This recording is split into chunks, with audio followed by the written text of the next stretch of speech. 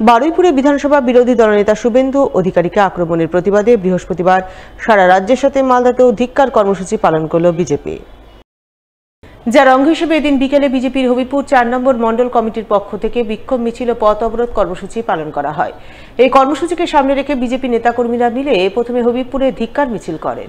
মিছিল শেষে হবিপুর বিডিও অফিসের সামনে মালদা টানাখোলা রাজ্য সড়ক অবরোধ করে জোরদার বিক্ষোভ দেখান।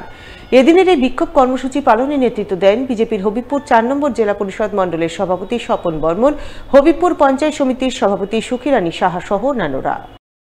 গতকালকে যেটা বারুইপুরে আমাদের ভারতীয় জনতা পার্টি তথা বিরোধী দলনেতা শুভেন্দু অধিকারীর প্রতি যে হামলা হয়, তার হামলার প্রতিবাদে আজকে গোটা রাজ্য জুড়ে আমাদের পথ অবরোধ এবং থানা ঘেরাও বিক্ষোভ কর্মসূচি চলছে।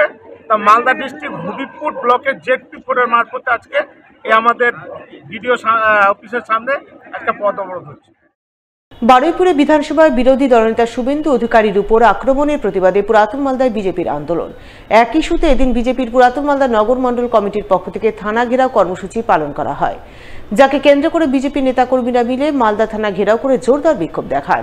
বিক্ষোভে নেতৃত্ব দেন বিজেপির উত্তর মালদার সাধারণ সম্পাদক স্নেহাংশু ভট্টাচার্য, বিজেপির পুরাতন মালদা নগর মণ্ডল সভাপতি বাসন্তী রায় সহ অন্যান্যরা। তারা সকলে মিলে বারুইপুরে বিধানসভা বিরোধী দলনেতা শুভেন্দু অধিকারীর উপর আক্রমণের তীব্র প্রতিবাদ জানান এবং এই ঘটনায় জড়িত শাসক দলের নেতা কর্মীদের বিরুদ্ধে শাস্তিমূলক ব্যবস্থা গ্রহণের আবেদন জানান। গতকাল বিরোধী দলনেতার উপরে যে হামলা হয়েছে তার বিরুদ্ধে আজকে আমাদের এই প্রতিবাদ। তা আমরা চাই যে তাদের যেন শাস্তি হোক এবং আমাদের বিরোধী দলনেতা এবং এমএলএ এমপির উপরে যেভাবে হামলা হচ্ছে, প্রশাসন মুখ বন্ধ করে আছে, প্রশাসন কোনো রকম কোনো ভূমিকায় পালন করছে না। তাই এই বিরুদ্ধে আমরা আজকে থানা ঘেরাও এবং থানার সামনে আমরা বিক্ষোভ করছি।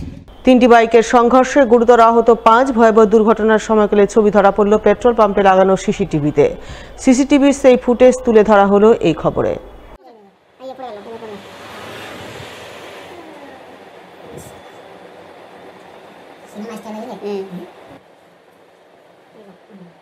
অলরেডি একটা ওখানে ধাক্কা লেগে পড়েছে। এইটা তো ওইদিকে আছে রে। হ্যাঁ এইটা স্কুটিটা মেরেছে ভাই। এটা দুজন মিলে হয়েছে।